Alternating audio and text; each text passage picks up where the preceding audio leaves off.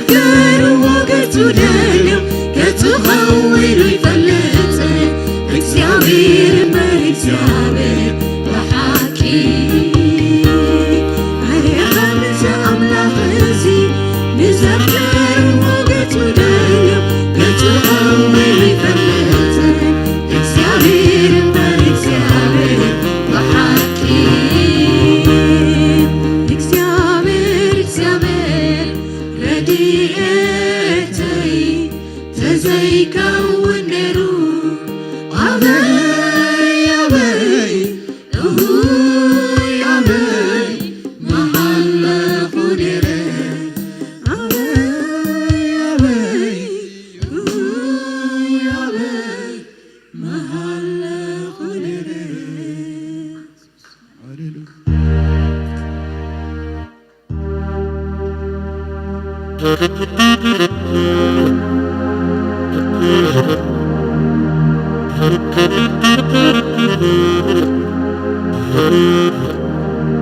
እስከነ አምላኽ ክብሪና በኋላ ሃሌሉያ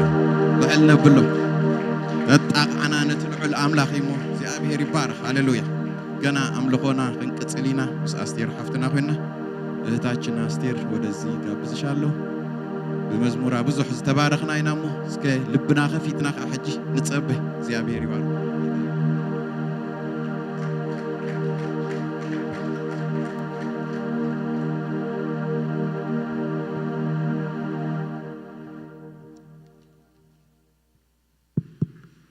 እንዳላረዝም ሰዓት የቱ ጋር እንዳለ ላይ ነው የቱ ጋር ነው ሰዓት የቱ ጋር ይሄ አይሰራም አየሁት እንዴት አደራችሁ እግዚአብሔር መልካም ነው እግዚአብሔር ይመክራል ሊመክረን በዚህ አለ በዚህ ወንድሞች በህብረት ቢቀመጡ መልካም ነው ይላል መጽሐፍ ቅዱስ ያማረ ነው ይላል ሃሌሉያ እስቲ በአንድ ዝማሬ ጌታን እናመሰግነዋለን ሰማያት በመንድነው ውበትን አገኙ የሚለው መጽሐፍ ቅዱስ በመንፈስህ ይላል ሃሌሉያ ዛሬም አጥንትን የሚያድስ ቆዳን የሚያድስ መንፈስ ቅዱስ በዚህ አለ በእውነት ነው የምላችሁ እግዚአብሔር ይሰራል ያድሳል በአፉ ቃል ይሄንን የሚጠፋ ሰማይ በመንፈሱ ካደሰ ለኛማ እንዴት ይመጣል በቃ አብርሃም ትኩር ብሎ የሳራን ማህፀን ተመለከተ አይደለ መንፈስ ቅዱስ ማደስን ያውቃል ቃሉ ፊደል ብቻ አይደለም መንፈስም ነው ኢየሱስ እንዲህ አለ እኔ ምነግራችሁ ቃል ፊደል ብቻ አይደለም አለ መንፈስም ነው በቃ ኢየሱስ ጌታ ነው ስለዚህ በዚህ ስፍራ ላይ የሚለቀቀው ቃል ስፍራችንን እንድንይዝ ያደርጋል መንገዳችንን እንድንይዝ ያደርጋል ረቀን ካለንበት ይመልሰናል የተበተነውን ይሰበስባል የተበላሸውን ያስተካክላል ምክንያቱም መንፈስ ቅዱስ ስራው ስለሆነ ማለት ነው ሃሌሉያ ለዛ ነው በዘፍጥረት ላይ ሲናገር የእግዚአብሔር መንፈስ በውሃ ላይ ምን ብሎ ነበር ይላል ረብቦ ነበር ይላል ቃል እስኪወጣ ሊጠብቅ ማለት ነው ሊያስተካክል ኢየሱስ ጌታ ነው ልክ እግዚአብሔር ቆሞ ይሁን ሲል መንፈስ ቅዱስ ያንጎዳጉዳል ከስር ሃሌሉያ ስለዚህ ቃሉ ባለበት ምን አለ የእግዚአብሔር መንፈስ አለ ሃሌሉያ ስለዚህ እንሰማለን እሺ ኢየሱስ ጌታ ነው ያቀናናል ያስተካክለናል መስመር ያስይዘናል ርቀን የነበርነውን ያመጣናል ሃሌሉያ ኢየሱስ ሃሌሉያ መንፈስ ቅዱስ መጽናኛዬ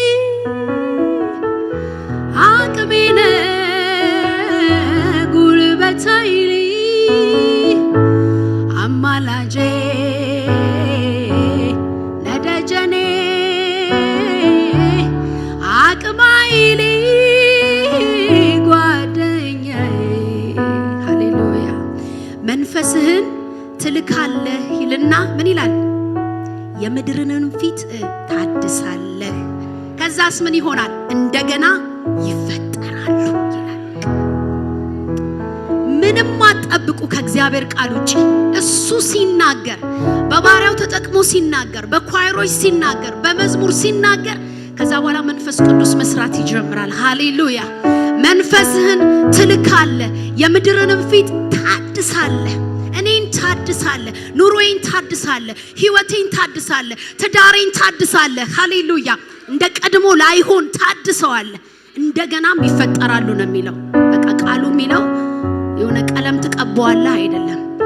የሆነ በባንዴጅ ትጠቀልለዋል አይደለም የሚለው እንደገና። ሃሌሉያ። ህይወታችሁን፣ ኑሯችሁን፣ አገልግሎታችሁን፣ መውጣት መግባታችሁን፣ ጤንነታችሁን፣ ትዳራችሁን እግዚአብሔር እንደገና ሃሌሉያ ሃሌሉያ ሃሌሉያ ሃሌሉያ ሃሌሉያ ሃሌሉያ ሃሌሉያ ሃሌሉያ ሃሌሉያ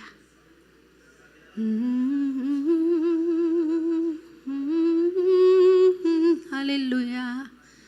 መንፈስ ቅዱስ መንፈስ ቅዱስ መንፈስ ቅዱስ አለ በውስጤ ሰላምህ በዝቶልኛል፣ አለ በላዬ ድል ማድረግ ሆኖልኛል፣ አለ ከጎኔ ስትመራኝ አየሁህ፣ አለ በቤቴ ኑሮዬን አጣፍጥ። ሃሌሉያ ሃሌሉያ። ጨለማውን የምትገፍፍ የእግዚአብሔር መንፈስ፣ የብሱን የገለጥክ የእግዚአብሔር መንፈስ፣ ውሃውን ጠርገህ በአንድ ጥግ ያስያዝክ የእግዚአብሔር መንፈስ ሃሌሉያ። ዛሬም በህይወታችን ላይ እንላለን፣ በኑሮአችን ላይ ሃሌሉያ፣ በትዳራችን ላይ፣ በልጆቻችን ህይወት ላይ፣ በስራችን ላይ እንልሃለን መንፈስ ቅዱስ ሃሌሉያ። ሰይ ሃሌሉያ። የምትሰራ የእግዚአብሔር መንፈስ ሃሌሉያ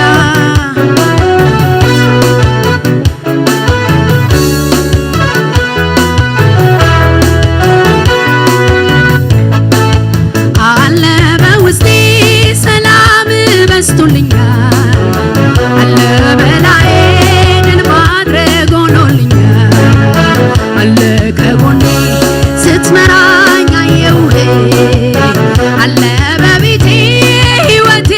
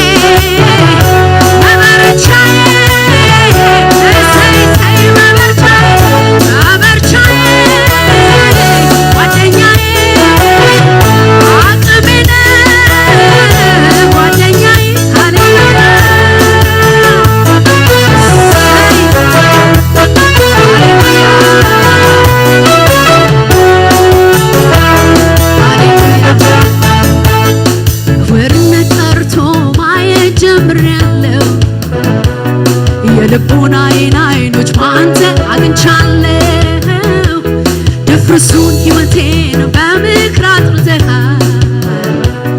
ያላንተ እንደማልኖር ልቤ እናውቋል እውርነት ቀረ ማየት ጀምሬያለሁ የልቦናዬን አይኖች በአንተ አግኝቻለሁ ድፍርሱን ሕይወቴን በምክር አጥርተሃል ያላንተ እንደማልኖር ልቤ እውርነት ቀረ ማየት ጀምሬያለሁ የልቦናዬን አይኖች በአንተ አግኝቻለሁ ድፍርሱን ሕይወቴን በምክር አጥርተሃል ያላንተ እንደማልኖር ልቤ እውርነት በቃ ማየት ጀምሬያለሁ ሰይ የልቦናዬን አይኖች በአንተ አግኝቻለሁ ሃሌሉያ ድፍርሱን ሕይወቴን በምክር አጥርተሃል ያላንተ እንደማልቆም ልቤ ይናውቃል መንፈስ ቅዱስ መጽናኛዬ አቅሜ ውበት ኃይሌ አማላጄ ተደጀኔ መበርቻዬ መንፈስ ቅዱስ መጽናኛዬ አቅሜ ውበት ኃይሌ አማላጄ ተደጀኔ መበርቻዬ ሃሌሉያ ሰይ እናመሰግንሃለን ሃሌሉያ ሃሌሉያ ሃሌሉያ ሃሌሉያ እናከብርሃለን ኢየሱስ ሃሌሉያ አንድ የሆነ ጉዳይ ከኔ ጋር እስክትጨርስ ድረስ አይደለም ለጊዜው ወደ አብ እስከምትመለስ ሁሌም ከኔ ጋር ነህ ሆነሃል ወዳጄ በውስጤ በላይ ከጎኔ ከደጅ ሃሌሉያ ሃሌሉያ ሃሌሉያ ጠላቴ እልል አይልብኝም ሃሌሉያ የምታድስ አንተ በውስጤ እያለ ከጎኔ እያለ በላይ እያለ አለ በውስጤ ሰላም በስቶልኛል አለ በላይ ድል ማድረግ አለ ከጎኔ ስትመራኝ አየሁህ አለ በቤቴ ኑሮዬ አቤት አቤት አቤት አቤት አሜን አሜን ስቆ እንዳይቀር ጠላታችን የእያንዳንዳችንን ቤት በቃል መንፈስ ያንኳኳ ሃሌሉያ ስም ይባረክ አለ አለ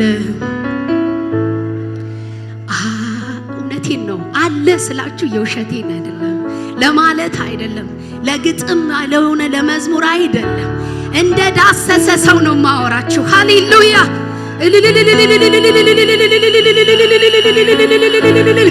ሃሌሉያ ሃሌሉያ አለ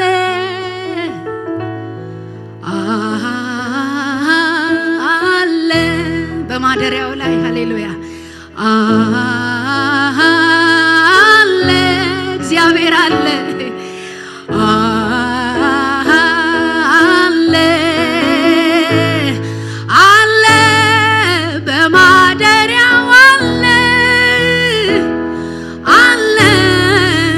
ዙፋኑ አለ አለ እየሰራ አለ አለ በዚህ ስፍራ አለ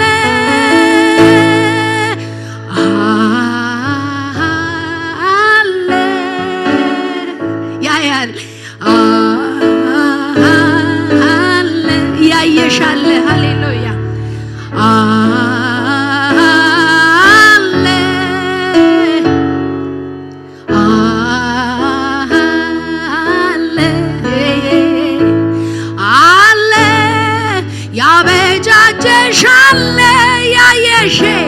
አለ በማደሪያው አለ አለ በዙፋኑ አለ አለ እግዚአብሔር አለ ለመንፈስ ድነቴ ምስራች ሰበከ የልቤን መሰበር በቃሉ እውነት የጠገነ ምርኮኛ የነበርኩትን ነፃነቴን ያወጀልኝ በብዙ ለቅሶ ፈንታ መጽናናትን የላከን እስቲ የሕይወቴ ትርጉም ነህ የሕይወቴ ትርጉም ነህ የከፍታዬ ምክንያት መዳን ሆንክላት ለአንዷ ነፍሴ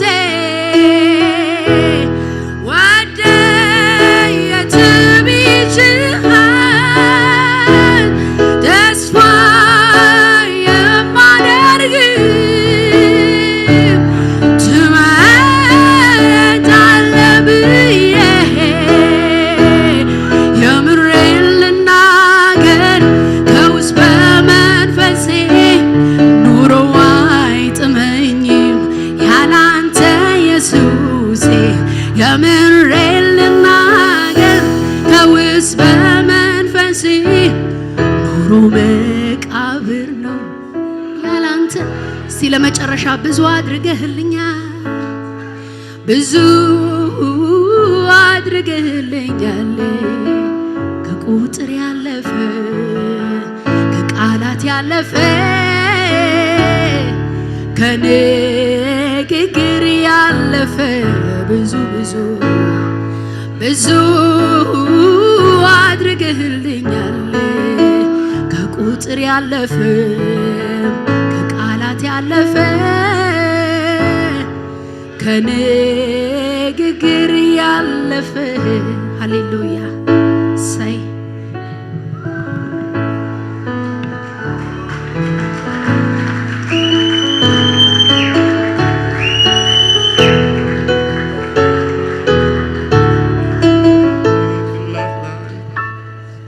ሃሌሉያ ኢየሱስ ጌታ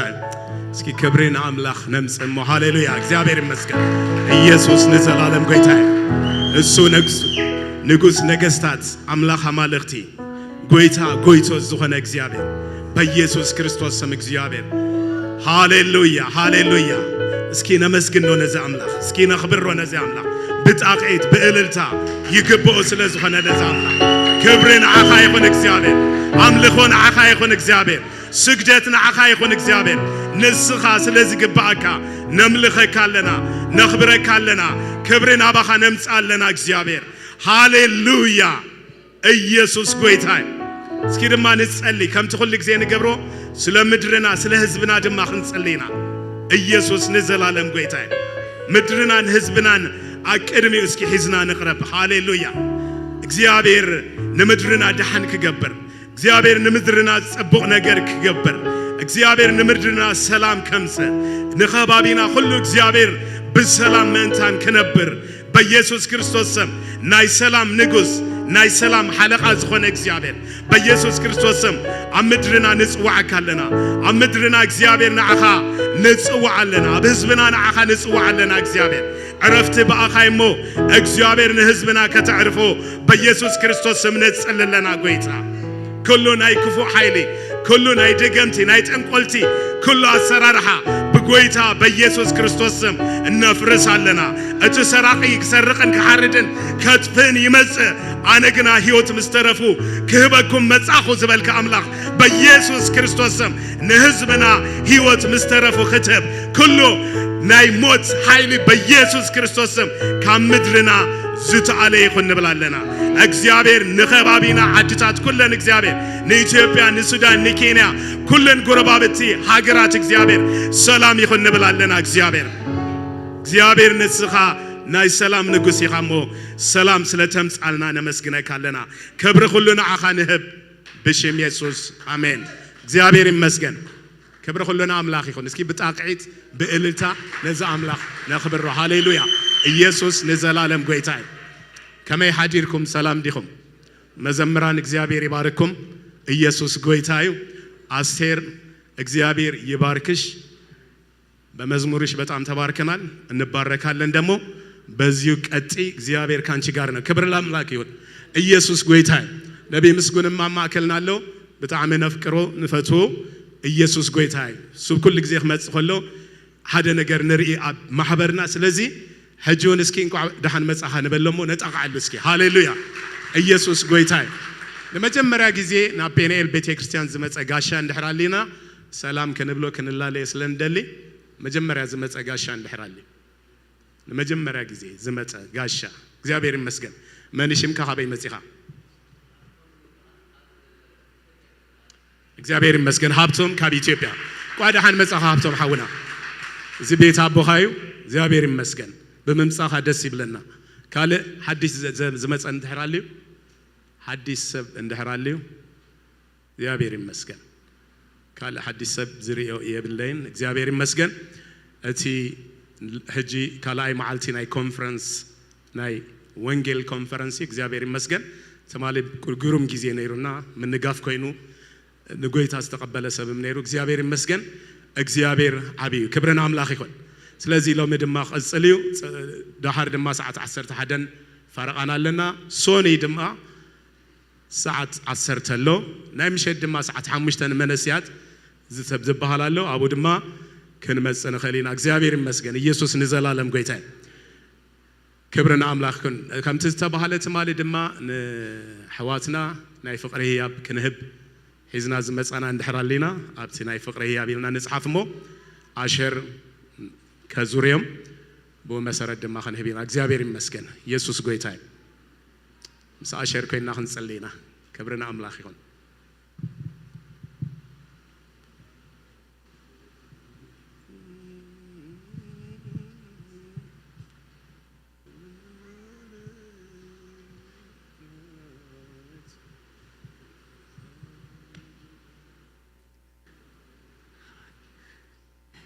ያው ዝኾንካ አምላክ እግዚአብሔር ናባኻን ጽልለና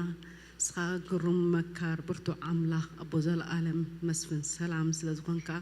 ነው ሕጅኻ አመሰውኢኻ ቀሪብናለና እንሆ እቲ አመኽረሲ አንዘይ ማላለስ አመንገድ ሓጣንካ ዘይ ቀመጥ ንትሕግለይትን መዓልትን ዝመርስ ብጽኢልካ ኢኻ ንሱ ከምቲ ፍሪአ ከምቲ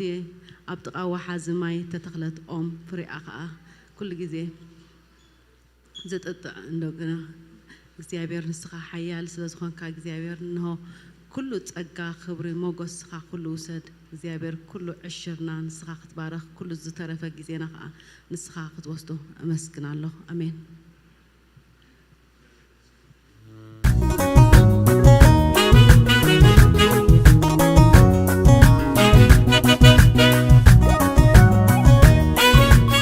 ደቅና አቤት ትምህርት ኸይዶም በሁሉ ነገር እግዚአብሔር አእምሮ ኸይቦም በሁሉ ነገር አቡ ጸለውት ምእንታን ከሆኑ አእምሮም እግዚአብሔር ከቆጻጸሮ በትምህርት ብሉጻት ምእንታን ከሆኑ ከንጸለይና ክብረና አምላክ ይሁን እስኪ እንጸልይ ሃሌሉያ እግዚአብሔር ይመስገን ጎይታ ነመስግነካለና ጎይታ ክብረና አኻነም ጻለና እግዚአብሔር በኢየሱስ ክርስቶስ ስም ንደቅና ሒዝና አቀድሜኻ ንቀርባለና ጎይታ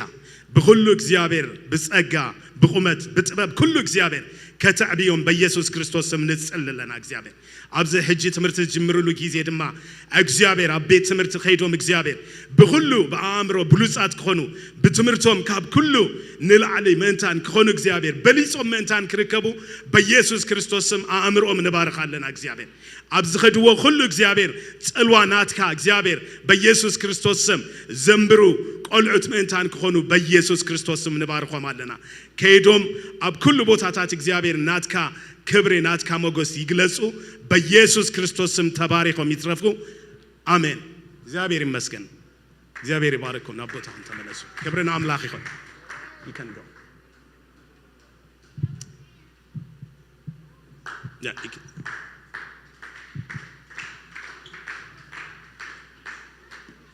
ክብርና አምላክ ይሁን ኢየሱስ ጎይታ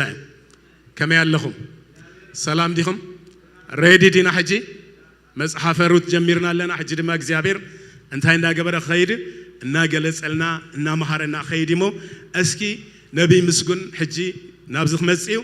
ከም ናይ እግዚአብሔር አገልጋሊ እስኪ ንቀበለው ሃሌሉያ praise God እግዚአብሔር ይመስገን ሃሌሉያ ኢየሱስ ክርስቶስ ጎይታይ እግዚአብሔር ይመስገን ከመ ሐዲርኩም نحن حديركم كل سلام دي صبو هاليلويا كل دحان دحان دحان دحان دحاني ومسبلكو زموت نغري هيوت زريلو هيوت زريلو هيوت زريلو يغليو እግዚአብሔር يغليو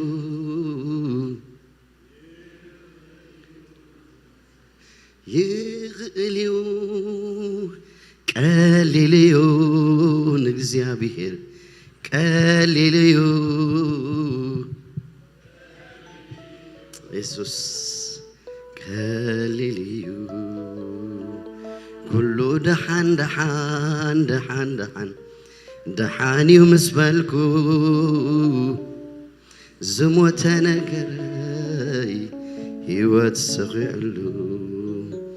هيوت صغيرلو هاليلويا يسوع سمك يبارك اسك عولنا يغليو እግዚአብሔር نبل هاليلويا يغليو እግዚአብሔር لمون እግዚአብሔር ይመስገን ዘይካል ዝመስል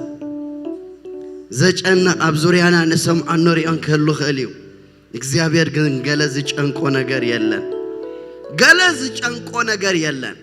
ለመሆን እግዚአብሔር አምላክና ሕያው እዩ ሃሌሉያ ሃሌሉያ እስኪ ተሲና በጸሎት እስክንጀምሮይና ጎይታ ስሙ ይባረክ ሃሌሉያ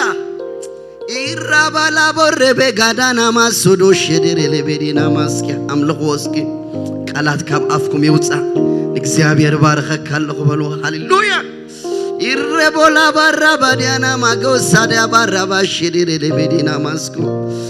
ኢራባላ ማሶንዶረ ለቤዲና ማሶሎረ ለቤዲያ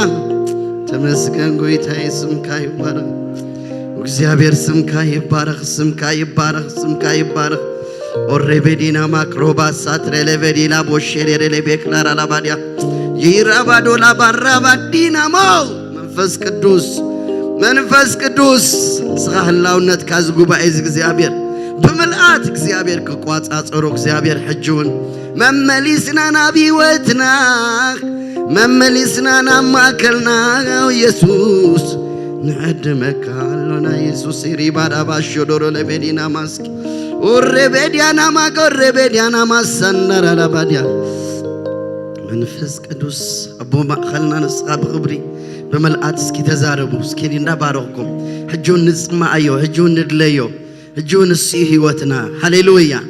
ኢፓሶንቶ ፕራቫዲና ማክሮባዳ ላባሶ ትሬሌቤዲያ ይራባዶሳቲ ፓራባዶና ማክራባዲ ላባሻዳራ ላባዲያ ኦሬቤዲና ማስካትራ ላባዲያ ምስመና ወዳዲረ مسمن يغسر ويسوس ناتكا كبري عبيو هاليلويا أبي هوتنا زجبر كايو نجرنا እግዚአብሔር አቦ በአኻ እግዚአብሔር ስለጸበቀ ለሙ በህይወት ስለዘለና ካብ ጥፍአት ስለዘውጽኻና እግዚአብሔር ካብ ጸልማት ስለዘውጽኻና ሕጁን እግዚአብሔር በህይወት ንበሩ ዝበልካና አቲ አብደም ከዘለኽ በህይወት ንበር ይልካ እግዚአብሔር አቦ በህይወት ክነብር ዝገበርካ ጎይታ ስምካ ይባረክ እስካስተማቅርዎ ናይ ወንጌል ሰሙኒው ስለዚህ በወንጌል ዝረኸብኩሞ ሃሌሉያ ህይወት እስኪና ዘከርኩም አምላክ አመስግኖ በወንጌል እግዚአብሔር ድለው ተለወጠ ህይወት ዘለኩም ኢየሱስ ጎይታይ ሃሌሉያ ሮስባና ማንትሮ ላይ በዲላ ራላ ባሻላ ራላ ቦስፔሬ ለቤዲና ማስከ እግዚአብሔር አቦ ሕጁን ሽምካ ንጽዋዓለና ማከልና በህላውነት ካንስኻ በይንኻ ተመላለስ ንስኻ በይንኻ ተመላለስ ንስኻ በይንኻ خبر ጎይታ ናይ ኩላትና ዒንትና ባኻ ይጥምታ ንስኻ ድማ ከም ቃልካ ኢድካ ተኸፍትሞ ህይወት ንዘለዎ ዘበለ ኩሉ ካብ ጽቦካ ተጽግብኻ ሎሚ ካብ ጽቦካ ህንጸግብ ጎይታ ንጸልለና ካብ ጽቦካ ህንጸግብ ጎይታ ንጸልለና መዓልትና እግዚአብሔር ንስኻ ባርኮ إذا ما علت إغزابير ناي أملخو ناي إغزابير نأخ إغزابير أبو أملخو كبري نبز حلم معلتي كخون كاب خادم ما بركة نقبل له جزية كخون نسأل لنا كل خبرنا أخا يخون بقيت أبي يسوع كريستوس شم آمين إغزابير يبارككم هاليلويا إغزابير يمسكن كبرنا أملاك يخون يسوع كريستوس قويتاي إغزابير يمسكن يسوع كريستوس قويتاي كبرنا إغزابير يخون إغزابير استمسكن يخون كمتي جميرنا يزلنا مصحف روتينا هنكتسل كبرنا أملاك يخون تمالي إغزابير يمسكن قال أنا قرد تمالي زنباركم علىهم قال أنا قرد وسيدكم ويتا يبارخ كبتي قويتا خبز قالزي نريو بعلامة درجة استحنت حسب زرعه موخ أزنجركم بكل فقد أملاخ ردات مخان اسكبلو بكل فقد أملاخ ردو مخان قويتا سمي يبارخ أفراز بال حدا ناي أملاخ سب زسقلي لهم زنبر حدا صلوت انتايو حدا انتايلو بكل فقد أملاخ ملأت كتكونو كلايك ها يسوع قويتاي بكل فقد أملاك ردوات كتكونوا سليهم بصلوت زقادة اللي يزبلو سلاز بصلوت زقادة للو حدا قدلي بكل فقد أملاك ردو مخان يسوع قويتاي أبس أجام أبس أباباون زيابير من قد خمس اللو محساب مالتي أتحشكم قال أيزرا أنا يو أجام رأسنا كيدنا كاب أملاك دما كيف لينا نتابيت عابي تشالنجان تاي تزمت أتسقم كاب بيتي لهم أوصيوه جناب بيتي لهم بركة الله حواتي أنت حشكم أب بيتي لهم بركة الله سلازي حجون أنت تعمى بيته أتحشكم أسكنت تعمى بيته بلو أوه يسوع قويتاي كل ساعة بيته النبر سأجمنا دحريت كي ملسنا كبيت أملاك كي وتسأنا سالسايكا بمرحيت منفس قدوس ممللاس آمين نعم أملاكي حتتي داويت سلسة جزي أكتاتيلو درك مسكونسي انتهي غيرو مجمريا أوكي ميترولوجي من البات تزابيع خون خليلو قال أي حراي قال نقر تخصيتو خون أبسال سايقن نكزيابير حاتيتو أتحشوكم كاب إغزابير كا مسرته وزخوانه ملس رخيبو بس ملس تقا إغزابير يمسكن نمدرو بركة سويو سلازم رحيت منفس قدوس زبل كن رئي قويتا سمي يبارخ ولا بوتان مقيارون حدا بدعم عبد صبو مسكرنا تاب حدا عد السميعي ماجلانا يتخوني ليه مش حقي ماجلانا يتخون ماجلانا منتهي نيرو نعلم دزاره سلازسي أخلوكم باك حجسي كابزي أبيك قالوا أبتخا صبو زغير مكم جن أب حدا مسكرنا السميعي كاب دبي يوم مزيم دحري حدا سب دويلوسي أبزس صبو تشرشلو صبو كا أيو عملا خلمو بحنس أمأتان كت عيسي نعنا بزيلو نساتهم كا سبنا بز عد مسأته هرم رم زبلوس بوزحب أبي عدي بوزح جنزب زركوبو أبي عدي ATM دبوزحه مغنياتو خابتي ATM عندي جنزب زمسلو زجر ما كونجر سب بمنفساوي نجر بتصحنو زيد قبل كله أبي بوتايو منفساوي صبق زخوانه يلي يزدلي لو ما أنت زمان فسزي تونا بانا بتعمق أني أنا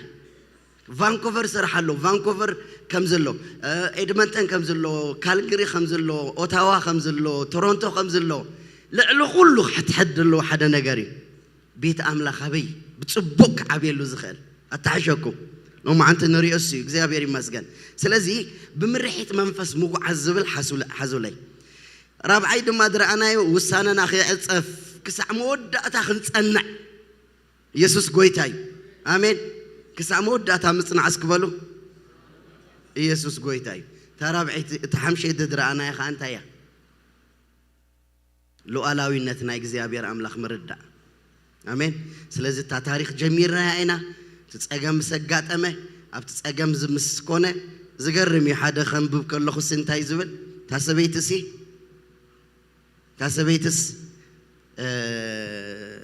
ንአሚን ማለት እዩ ሰብኣይ ነይርዋ መንሽሙ ኤሊሜሌክ ደቅ ነይሮማ መነመን በሃሉ ማሕሎንን ኬሎንን በሃሉ ናብ ሞዓብ ከይዶም ኣብ ሞዓብ ስከይዱ መጀመርያ መን መይቱ መን መይቱ ኤሊሜሌክ መይቱ ድሕሪኢኸ ሞዓባውያን ተመሪዖም ድሕሪኢኸ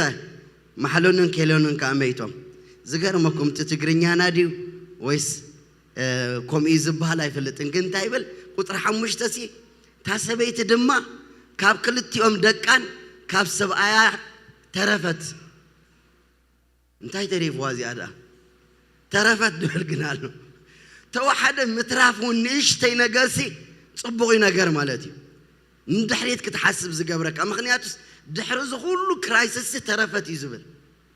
ግድብልኩምን ሕጂው እንድሕሪ ብዙሕ قلتمتم تريفنا لنا التحشكم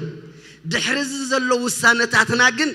أبي وتنا نتصبق እግዚአብሔር ዘዳለውልና በረከት ክንቀበልክ ገብረና እዩ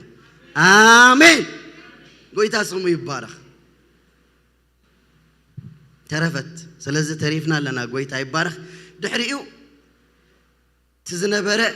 ሓደ ዜና መሰሚዓ ትዜና ሰበር ዜና እንታዩ እግዚአብሔር ንህዝቡ ከም ዝበጽሐ እንጌራ ድማ ከም ዝሃቡ እግዚአብሔር ንህዝቡ ይበጽሕ እዩ አታሕሸኩም እግዚአብሔር ንህዝቡ እንጌራ ይህብዩ ስለዚህ ሰበር ዜና እዚ እግዚአብሔር ይመስገን ልብና ክድግፍ ክስምዓና ዝግባው ጎይታ ስሙ ይባረክ ሕጂውን ብዙሕ ተስፋ ዘይቡ ብዙሕ ነገራት ክንሰምዕን ክንርኢ ንኸሊና ሓደ ሰበር ዜና ግን ኣሎ እግዚአብሔር ንህዝቡ ይበጽሕ እዩ እግዚአብሔር ንህዝቡ እንጌራ ይህብ ሎሙን በኢየሱስ ስም እግዚአብሔር አምላክ አብቀርን አፍሪካ ዘሎ ካዮስ ጎይታ ንስኻ መብጻሕ ክትገብር አምላኽ እነ ህዝብኻ ድማ ክትዝክር እንጌራ ድማ ከምትህብ ሎሙን ህዝብ እግዚአብሔር ብስራት ስለሰምዕ ተመስገን ስለ ምድርና ብስራት ስለንሰምዕ ተመስገን ስለ ቤተሰብና ብስራት ስለንሰምዕ ተመስገን ጎይታዬ ኣብቲ ተስፋ ተቆርጸሉ ተስፋ ትብስኻ እግዚአብሔር ስምካ ይባረክ እዛ ሰበይት እዚ አመተስ ዝኾነ ዜና እዩ ሎሙን ምናልባት ኣብ ኢድኩም ብዙሕ ነገር ነይርኩም ብትን ዝበለኩም ሰባት ተሃሊኹም እግዚአብሔር ንህዝቡ ይበጽሕ ይግድብልኩምና አምላኽ ተጸበይዎ እሞ እቲ ብስራት መስምዕት እንታይ አገራት የልኩም መምላስ እስኪ መምላስ በሉ መምላስ በቃ ድሕሪ ዝኹሉ እንታ ከገብርክ መለስ ቆኽት ብለሉ ትኽእል ፖዚሽን ነይርዋ ግን መምላስ የጥዕዩ ስለዚህ ሕጂውን እቲ መምላስ ዝብል ብጣዕሚ ይሰመረሉ ካብ ምንታይ ክንመለስ ካብ ክፉእ መንገድና ካብ ክፉእ አካይድና ካብቲ እግዚአብሔር ዘይከብረሉ ናበይ መምላስ ናብ አምላኽ እዚ ብስመይ እተሰመየ ህዝቢ ትሕት እንተበለ ገጸይ እንተደለየ ካብኸ ካብ ክፉእ መገዱ እንተ ተመልሰ ኣነኸ ኣብ ሰማይ ኮይነ ክሰምዖ ካብኸ ምድሮም ክፉእሰ ሓጢአትኸ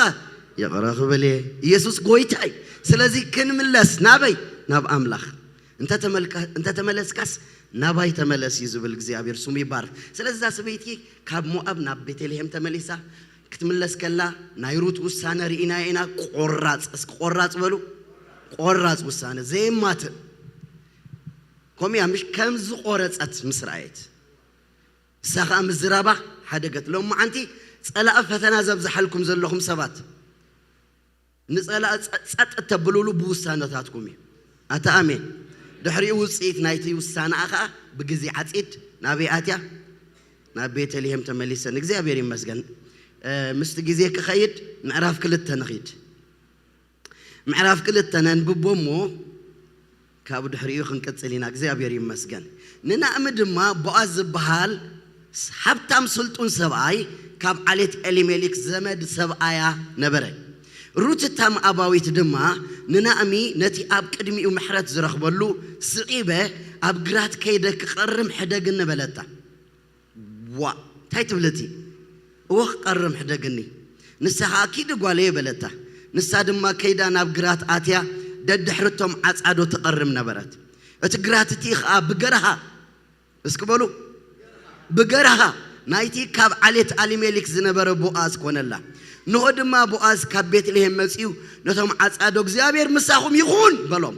ንሳቶም ከዓ እግዚአብሔር ይባረኽካ በልዎ አሜን እስክንባራረኽ እግዚአብሔር ምሳኻትኩም ይኹን እግዚአብሔር ይባረካ አታሸኩም እግዚአብሔር ምሳኻትኩም ይኹን ሃሌሉያ ክብርን አምላኽ ይኹን ቦአዝ ድማ ነቲ ኣብ ልዕሊ እቶም ዓጻዶ ተመዚዙ ዝነበረ ጊልያኡ እዛ መርዓት እዚኣ ናይ መን እያ በሎ እቲ ኣብ ልዕሊ እቶም ዓጻዶ ተመዘዘ ጊልያኡ ከዓ ንሳ ምስ ናእሚ ካብ ምድሪ ሞዓብ ተመልሰት ሞዓባዊት መርዓት እያ ደድሕርቶም ዓጻዶ ኣብ መንጎ እንዳእቲ ቀሪም ከዓሪ ሕደገን በለት ንግሆ ምስ መፀት ከዓ ክሳዕ ሕጂ ደው ኢላላ እምበር ኣብ ቤትሲ ቁሩብ ጊዜ ዝፀንሐት ኢሉ መለሰ ሽዑ ቦአዝ ንሩት ጓለይ ኣይሰማዕክ እንደው ክትቀርሚልኪ ናብ ካልእ ግራት ኣይትኺዲ ምዘን ግዙኣተይ ደኣ ልገብ እምበር ካብዚ ትሕለፊ ናብቶም ዝዓጽድዎ ግራት ረኣይ እሞ ደድሕሪኦም ሰዓቢ ነቶም ግዛኣተይሲ ከይትንኪኺ ኣዚዘ ደይኮንኩን ምስ ጸማእክ ድማ ናብቲ ዕትሮታት ኬድኪ ካብቶም ቶም ጉዝኣት ዝቐድሕዎ ስተ ይበላ ሽዑ ንሳ ብገጻና ምድሪ ተደፊኣ ሰገደትሉ ኣነ ወሰንተኛ ክንሰይሲ ንኣይ ክትፈልጠኒ ብምንታይ ኣብ ቅድሜኻ ሞገስ ረኸብኩ በለቶ ቦአዝ ድማ ትብድሕር ሞት ሰብኣይኪ ንሓማትኪ ዝገበርክዮ ኣቦኹን ኣዴኽን ተወለድክላ ምድርን ከም ዝሓደኪ ቅድሚ ዝናብ ዘይትፈልጢ ህዝቢ ከም ዝመጻኺ ኣጸቢቖም ነጊሮምን ኣለዉ እግዚአብሔር ከም ግብርኺ ይፍደኺ ዓስብኺ ከዓ ካብቲ ኣብ ትሕቲ ኣኽናፉ ክትጽግዕ ኢልክ መጺኽ ዘለኽ እግዚአብሔር ኣምላኽ እስራኤል ሙሉእ ይኹን ኢሉ መለሰላ ንስኻ ጎይታይ ከም ሓንቲ ካብተን ግዙኣትካ እኳ ዘይኮንኩስ ንልቢ ግዝእትኻ ተዛሪብካ ጸናኒዕካ ኢኻ እሞ ኣብ ቅድሜኻስ ሞገስ ይርከብ በለት ቦአዝ ድማ በቲ ጊዜ ምሳሕ ናብ ዝቐረብ እሞ ካብ ዝንጌራ ብልዒ ቁሬስኪ ከዓ ኣብዚ መጺፅ ጠለቕ በላ ንሳ ድማ ብጠቓቶም ዓጻዶ ተቐመጠት ጥቡስ ሰዊት ከዓ ሃባ ንሳ ድማ በልዐት ጸጊባ እውን ኣትረፈት ክትቀርም ንስተንስአት ድማ ቦአዝ ነቶም ግዝኣቱ ኣብ ማእከል እንዳእቲ ትቐርም ኣይትሕፍርዋ ካብ ዕትርቲ መዚሕኩም ከዓ ክትኣርዮ ሕደጉላ ኣይትኾርዩላውን ኢሉ ዓዘዞም ኣታሓሽ ኣሜን ካብቲ ግራት ከዓ ክሳዕ ምሸት ቀረመት ነቲ ዝቀረመቶ ድማ ዘበጠቶ ሓደ ኢፍ ዝኣክል ስገም ድማ ኾነ ጼራቱ ከዓ ናብ ከተማ ኣተወት ሓማታ ድማ እቲ ዝቀረመቶ ረኣየቶ ትተረፍ ጽጋባውን ኣውፅያ ሃበታ ሓማታ ከዓ ሎሚ ኣበይ ቀሪምኪ ኣበይ ክዓይኺ እቲ ተላለኽዮ ብሩኽ ይኹን በለታ ንሳ ከዓ ምስ መን ከም ዝዓየት ስምቲ ሎሚ ምስኡ ዝዓየኹሉ ሰብኣይ ቦአዝ እዩ ኢላ ንሓማታ ነገረታ ንኣሚ ንሰበይት ወዳ ንሱ ንህያዋንን ንምውታንን ምሕረቱ ዘይገደፈ መን ንሱ ንህያዋንን ንምውታትን ምሕረቱ ዘይገደፈ እግዚአብሔር ይባርኮ በለት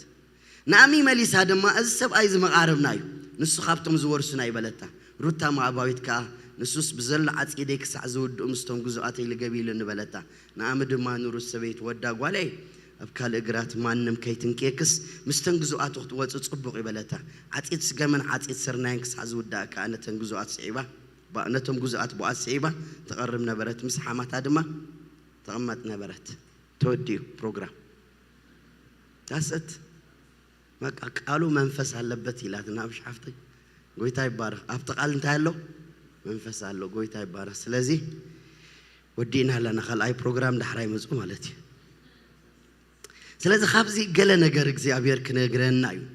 ብዙሕ ነገር ከም ዝመረኩም ፈልጥ ብዙሕ ነገር ንልባትና ከም ዝዛረቦ ፈልጥ ግን ትቁርብተይ ዝሓስብዎ እንታይ አለው መጀመሪያ ተሓሳብ ከመይ ጌራ እዛ ሞዓባዊት ዝኾነት ሰበይቲ ሙኻድ ሕርባይታ 10 ትውልዳ ንዘለዓለም ናብ ማሕበር ኣምላኽ ከይተኣቱ ዝተኸልከለት ናብ ዘር ኢየሱስ ከመይ ለኣትያ ናይ ህይወት ፕሪንሲፕላት ኢና ንርኢ ዘለና ኣሜን ካልኣይ ከዓ ኣብቲ ህይወታ እንታይ ዓይነት ጽንዓት ነይርዎ መጽሓፍ ዝኣክል ብሽማ ክትጽሓፍ ኣታሓሸኩም ሎሙን እግዚአብሔር ኣብ ታሪኽኩም ታሪኽ ዘለዎ ነገር ኣብ ህይወትኩም ክገብር እግዚአብሔር ይከኣል እዩ አንተ አሜን ኢየሱስ ጎይታ ስለዚህ እዚና ንርኢ ደለና ስለዚህ ኣብቲ ናይ መጀመርያ ንሪኦ እግዚአብሔር ኣብ ዘመናት ኩሉ ሰብ ኣለዎ እስክበሉ እግዚአብሔር ኣብ ዘመናት ኩሉ ሰብ ኣለዎ ኣብቲ ሰብ የበሉ እንድበሃለሉ ዘመን ኳስ ቦአዝ ኣሎ الزمن زي زمن مسافنتي لنا قال أملاخ زوحدلو رأي زوحدلو فرهات እግዚአብሔር ካብ ህዝብ ዝጠፍአሉ ሰብ ከምቲ ኣብ ልቡ ኣብ ሓሳቡ ኣብ ቅድሚኡ ቁኑዕ ኮይኑ ተራእዩ ዝገብረሉ ዝነበረ ዘመን እዩ ግን ዝገርመኩም ፍርሃት ኣምላኽ ዘለዎ እግዚአብሔር ይባርኽኩም ዝብል እግዚአብሔር ምሳሓትኩም ይኹን ዝብል ሰብ ግን ኣብ ዝቦታ ዘሎ ጽኑዕ ሓያል ሰብ ይብሎ ጎይታ ስሙ ይባረኽ እዚ ሓደ ክንርኢና ካልኣይ ከዓ ምእዛዝ ናይ ሩት ሕብረት ምስ ነአሚ ሕብረታ ምስ ነአሚ ካልእ ከዓ እዛ ሰብ እዚኣ ሩት ካብቲ ሓደ ክንሕዞ ዝግባአና ፕሪንሲፕላት እንታይ ምኽሪ ትሰምዕ ሰብ እያ ምኽሪ ምስማዕ ጽቡቕ እዩ እስኪ ኣሜን እግዚአብሔር መኸርቲ ኣየውሕድ ሃገርሲ ብምንታይ ድሓን ትነብር በብዛሕ መኸርቲ ብድሓን ትነብር እያ ኣሕዋተይ መኸርቲ እግዚአብሔር ኣይኽልኣኩም ስለዚ ምኽሪ ትሰምዕ ሰብ እያ ካብ ምን ከም ትሰምዕ ከዓ ክነግረኩም እየ ካብኡ ከዓ ምርሒት ናይ ኣምላኽ ከኣኒ ዝለመደት እያ ምክንያቱ ብገርሃ ዝብላ ኣሎ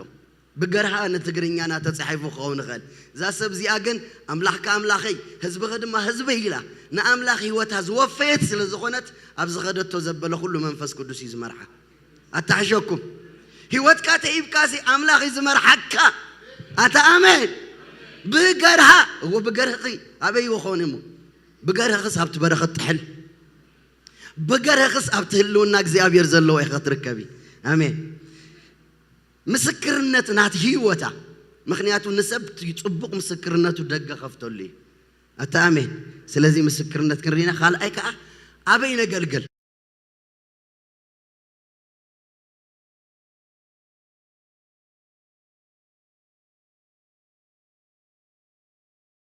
تبلو شدشت وخم دليتكم غيركم سخاتكم حازوا ياكم شدشت نطبي نغيركم غن سلازي كم تزبالكم بواز زبال صنو حيال سبعي نبره الي ديجمر እግዚአብሔር ይመስገን እዚህ كم تزبالكم تمالي نو امين كتر خلاصي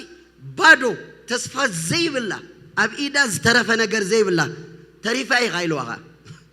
ترف ነገር داي بالله استريفا ግን ዝገርመኩም ابزر اگن نابزر انا بيسوس زأتو مقاربتي زلوا سبيا امين امين كسمع ابرنا املاك يخون سلازي እግዚአብሔር ይመስገን ቤተ ክርስቲያን አይተናሐግነ አብይ ቤተ ክርስቲያን ምን አለ ይለኩም ኢየሱስ አለው አገልገልቱና አይናቁኔ ምሳ አገልገልቱ ምን አለው ኢየሱስ አለው ግድብልኩም ምን አሜን ወይታ ስሙ ይባረክ ዳራይ ዝገርመኩም ትጋት ናይሩት አብዝትሪዩ ትጋት እስክበሉ ስለዚህ ንጎይታ መስተቀበልና ጉባኤ ናይ እግዚአብሔር ጉባኤ አመንቲ ጉባኤ ትጎሃትንበር ጉባኤ ዱዙዛት አይኮነ አታሐሸኩም ስለዚህ ትጋት እንውስኸሉ ቤት አምላኽ ስለዚህ ሩት ንኑ አሚን ሲዒባ ያመጽያ ከምት ዝበልኩኹም በፕሌን በሓንተ ለይቲ ኮነተን አትያ ነዊሕ መገዲ በእግረኔን መጽያ دخيمة يا زلا دمّا تسفات تجبرسي حمات أخذ بلعة ديكونا حمات كاسي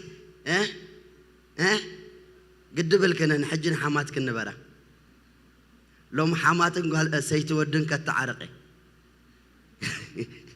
حمات سيتودن كتعرقي حمات سيتودن سهول ساعة خمس زبالي مش زبال أبزقن فليز بلا نقر رأيو نحماتا تقلقل سبيتي أمخ أنا حماتك أنا سيتودخ أني بقى تفتوى تمخرة قال كو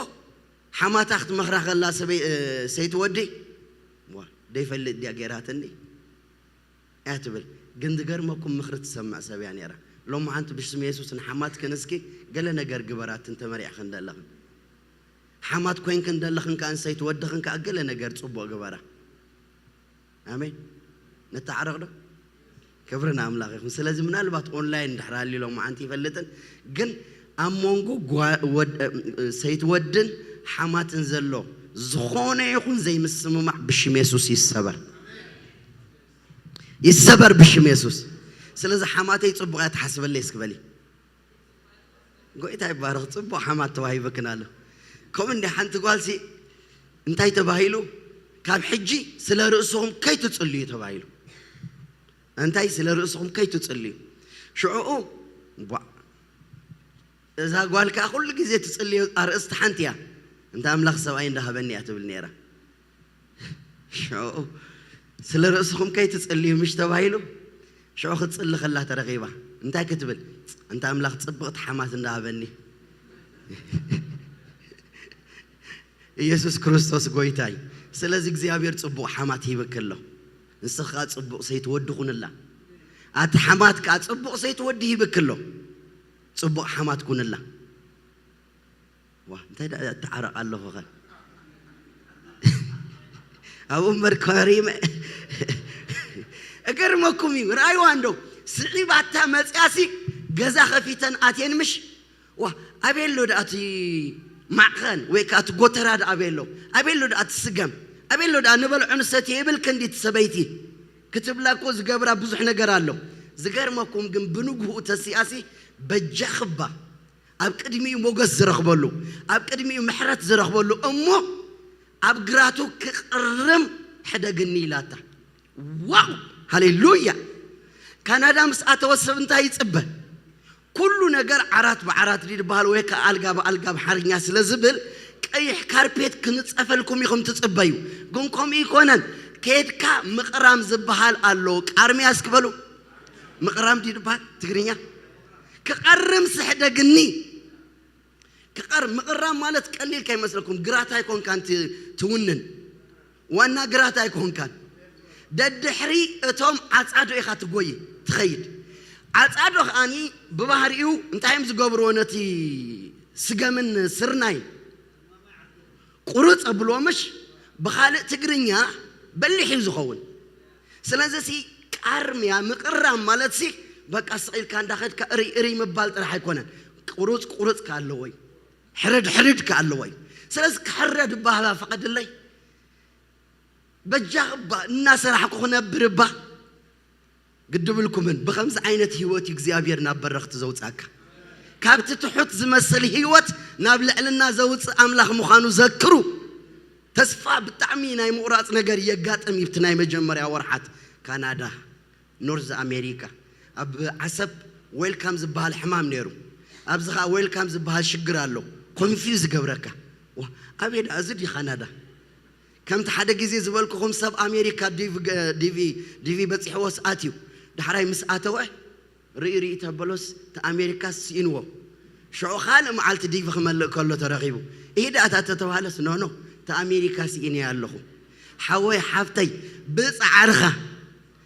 عرغة بتجهاتك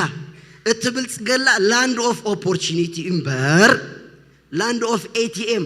قاب ATM منزح عند بالك جنزب درك بقوله ترى حيكون تودي نقول سبق زيابير تزاري بقوله زيت ما قدو أوكي خم أديو وما أنت أخبر لني كاب كارمي أجمر كم مقرامي غادي جمر كاب تطيح زمسل بايزوي مقرام نمن نايمن كوبوني تلك كوبون تفلتو ديهم من يخطك أملو زغيل تخوبون تلكم مساعتنياتات دخاتات إيون كتك أملو زغو كل سبايك أرمي سلاز حدا ملالي نحرك قارم ريخما أوكي زو وسنتنيا مالتك أخاب كالبو تازمات إيميغرانتيو يخاتب له ويكا دخايو سلاز منالبات نامي كي تقرم تخيليا نقرقن كتقرم كوبون زتوهابا من تبهال الله روت سلاز قد بالكن أنا خلبك يا بخوبنا يا تبلا زلا بس أنا دلنا أكسس كباخ خطك أم داي كونكوس أنا نعخط عمك يا تبلا يسوس قويتاي أتعشكم بأخو أبير نبوز حات برخات كجبري حدا ما قد أتي سب زغويو زغودو أبز مدرن تاي تلك كل نجار بكا تبلا ناني رحفتنا جزات عاتي خمان نمكو حكو حيب لكاني توديو سلاز بعلى خايخ خفيت كاتوت أتسب كفيتهم كم وصاي تتسب واو نعم أنا كندا تبوت مرتمركم الله سلاز خاب كارمي عيد جمر سلاز كقرم سبجاخ حدا قنيلا أوكي كعرف هاي بلتن أبزخ أحد نجار كأخبلكم نبيت أملاخ مسمى خاسي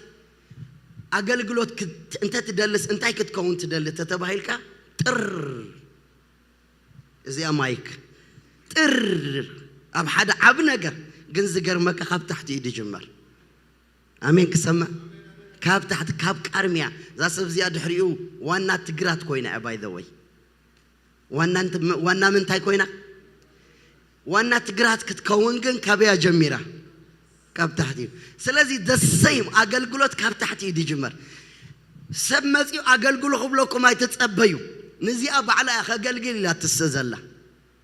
وقت مالت معلومات يخسر لهم ما أنت خطوتي هو لهم ما أنتي ومبرك عليه لهم ما أنتي بيت كتسرقه لهم ما أنتي شقاق كتسرقه قويت أجزابير نخمز عين السب ناب كبر خوت وايش الجرن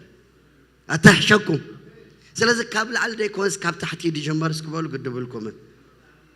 هو زخلو خزار ودي حسبك قويت هذا الزار بنزله أتامي شعوب بقرها جاني بلكا قويت هاي بار كيد مستبالت بقرها نامن كيدا نابتي مقاربتن نابتي كتركبوا زقب أبوتا كيدا زي بيري مسجن مخنياتو تقهات هاللوا فقد أملاخ هاللوا هيوتا نأملاخ صحابتيا زي بيري مسجن دحريو بقرها مش نابت بوتا تمتيا بقرها دم بقره دم نحركم مخوينو مالتي بقره دم أبو أزمتي زمت أقول لك زي كوخي كونه خيلي جن بقرها نابو مسمتت نسخ أب بقره قبل كوس خلو برجس قبلكم الله بمريحة منفس عند حركتكم نأخذ زاد لكم بوتات تخصن حكومي يسوع كريستوس قويتاي سلازم بقرها نسامتها السودما أبتكي تعمت إسي دحراي رئيا بيلو أزاس بيت مجمر يا ناتو بركة دس دبلكا زيابير مساهم يخوني زبل ساتهم كان تايبلو زيابير يبارك أبتي فرحاتك زيابير زي بلو زمن سمك زيابير زتصو علنا إنا دحراي بز بركة زمستباركت زي أنا أمنت بحاليلو نتي أبلع لتي قرات زتمزز حلقة مالتي زي أنا أمنت بحال مسبولو زي زي كيت جاجة كاب مؤاب زمتت مسنا أمي كوينا زمتت مؤاباويتيا كيت حسبا يزبل مالتي مؤاباويتيا خيت رسع أبزرها خطوت وخيت فتن ملالي آمنت بحال أملاك أخت أمتا خلون تايبرا نابزر يسوس التأتو قواليو يزبلا أتحشكم سبز خونا زلت فلكم نقر شم كلو يخليو أملاك قنبو يفلتكم مني آمين نمن تايتلكم اسا زيقنتا ودياكو وديا زيقنتا كولويتا انتاي لا أملاكي أملاكي حزب خدمة حزبي كخونا الليلة سي أوريديس كامو أباوينت وزيا سبقن كفلتا خلو بمنتاي دفلتا بس أجنا يكون ياتو أتحشكم سلازي ألاقي بتناي قدم ما ننتكم الناس أوعه كحفركم كنوركم رأسهم كدنناكم كجبر كدر لخلو no if anybody is in Christ أسو حدش فترتي اسكبل هاللويا حدش سبز جبر قويتا سمو يبارك سلازي تنايت قدم ما ننت مللا يخو ما يكونن مؤاباويت يا إلوا مؤاباويت زغر ماكومي شو السخنتا إلوا وي مؤاباويت هبلن قالي إلوا praise God من إلوا هذا غيس بارزنا جرزي دحاني مش praise God قلمت إني قالي إلوا مؤاباويت اللي كنا نسويه قالي زمر عزي أسنا يمن يا مسبولسي نسا مسنامي كم مدري مؤاب تملست دد حرتهم عاد أدو خاني كريم كأرح دقني لا تنيلو نابك السخن تايلوه شو بالس نورت قالي أتا أمين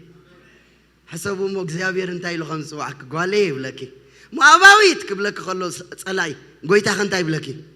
قالي أتا خمسكوا كبهال كله قويتا قالي أتحشكم قالي مسبلا دحري خنتا يلوا أي سمع كندو كتكرملكي ناب كال إجرات أي تخيدي هذا برينسيبل كتكرملكي ناب كال إجرات أي تخيدي نبوت حقيقة مسيح زلخي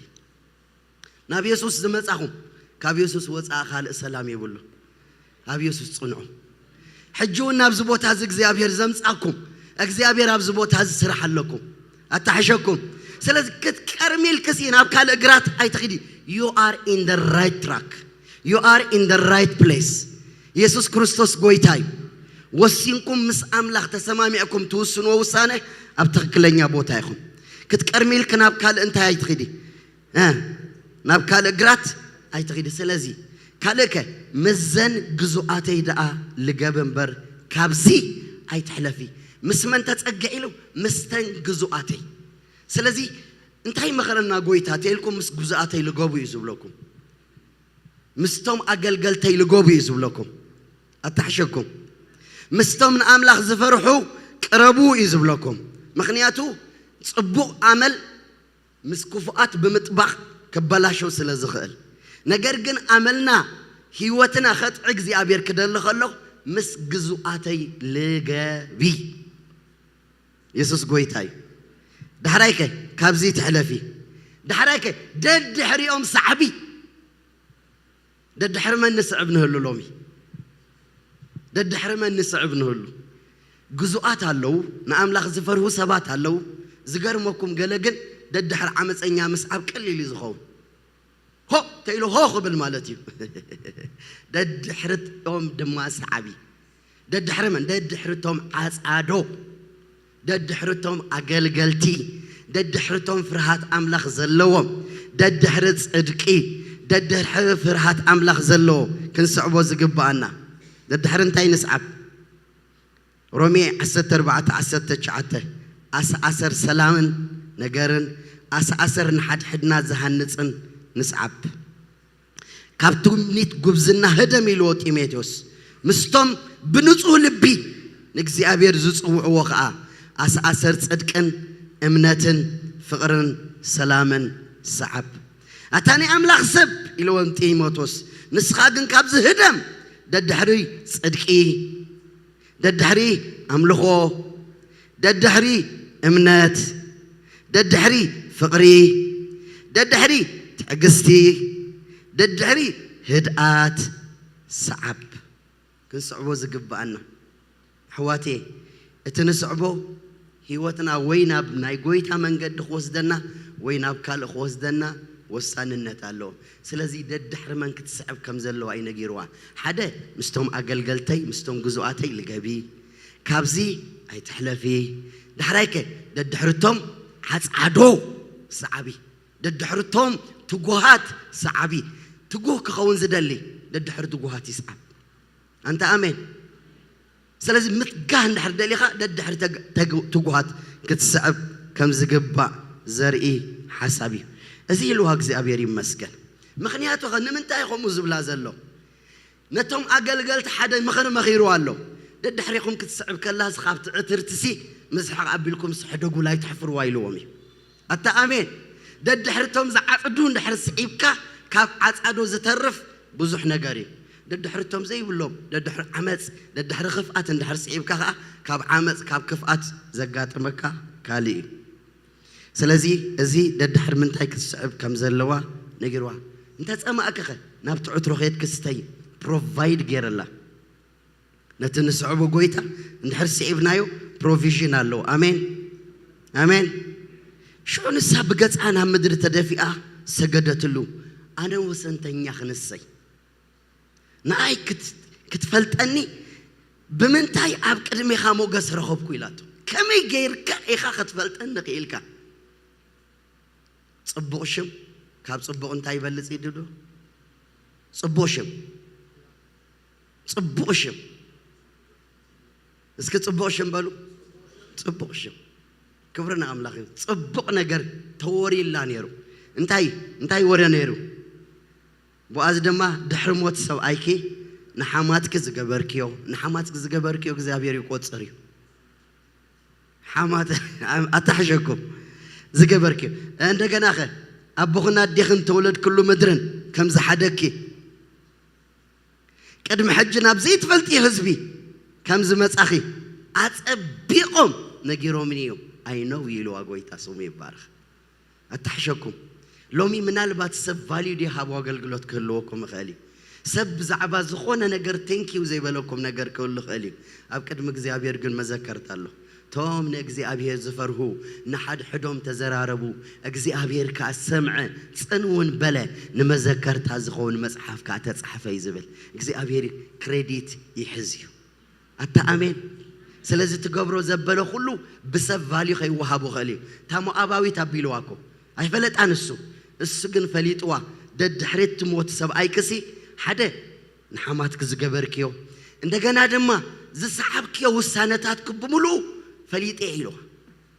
زابيري فلت إسكبلو زابيري مسكن سلازي God knows you God knows you تسفاز قرط البخات صبر نجر من تايم بزعباز نجر زكا thank you زيت بحال كله تبلوه قداي تحليكم أبكر مجزابير جن مسجوبي اسكو مسجوبي بلو اللهم سايت قدول لهم سلازي زابير كريديت يحزي آمين السنة حرف لي تلكم كاون تايت ريلي هاليلويا السوز فلتو خلوا وقوي تاسمي سلت صبق مسكرنا سلوروت نيرو حواتي تتقبروا زبله كله بحلف كندا مو بتعم تصبابيا ابزي استقويتسي تورونتو تسمعي لوما تورونتو زتقوي غاني فانكوفر تسمعي سلازي we have to take care كنت انك قباناي يسوع كريستوس قويتاي كاب سب كنحبا نخلينا خاب املاح كنحبا اي نخلينينا سلازا املاح سي برقص زغرمي كريديت تتحيز لا تصنيحو فلتحكي له يسوع كريستوس قويتاي دحرايكه حج عصبغي كمان ما يكونن كابت تحت خنا فوق تصقعي لكم مسيخ زلقي اغزيابير املاح اسرائيل ملو يخون هاليلويا برقص اغزيابير عصبغو ملو كغبري أب تحت أخنافو متسقع اخترخبو متسيخم يقوم كابتي أب تحت أخنافو متسقعي كترخبولو متسيخم زلخم أملاحكم عصبهم ملوئيو أسكبالو عصبي ملوئي بالو كمان كاب تحتي أخنافو متسقعي كترخبو متسيخمو زلخم قويتا عصبي ملو يهب إيو آمين كبرنا أملاخ يكون be comfortable بقى أبيت أملاخ comfortable كون سب رأيك أي رأيك قناتات رأيك أي رأيك don't worry زيابير كريديت صحفي أنت آمين هاليلويا سب تحت غوردك أخلي بمنتاي إيخا فليت كان أنا وسنتين يا مشيلوه إلى تو كلام لغب مزمور 40 سلستن وانتاي دبلا له مسلكم قوي تاسومي يبارك قالي سمعي رأي أذن خدم ما أدني أبر عن حمشت قالي انتهي سمعي اسكبلو رأي أذن خدم ما أدنني نقص نوبناتك به قويو أبكر ما أملاح تباهي اسكبلو أبكر ما أملاح تفتي اسكبلو سلازي نقص نوبناتك يبه قويو ما هزبغن بيتابغن رسعي نسو نقص كيمو سجدلو أنت آمين سجدوا لترح يسوع قويتاي من تاي without any decoration نوبناتكم بهقوي زابير فكركيو زابير فتوكيو التأمين كبرنا أملاخ يخون سلازمنا لبات المجمر يا جزيز متسخم سبات تعليهم هيوتكم نقوي تاري هابكم أبي هيوتكم إجزابير تاريخ كجبر إجزابير أمون أملاخي يسوع كريستوس قويتاي سموز تبارك يخون نقد سلم بار دحري انتهيلو مزيا خوف إلى مسؤخ تبلع أو كدمي يوم عد سريع الله تلقي لوا أطلقه دحريقة أخذ تسكلها نتهم أقل قلتي أتنكي قوة أتنكي قلة كي تخوريوا آمين مزها قبلكم كا حدا قوله آمين زقار ما كومي زيابير أبكد مقد صلاة خام عدد سرع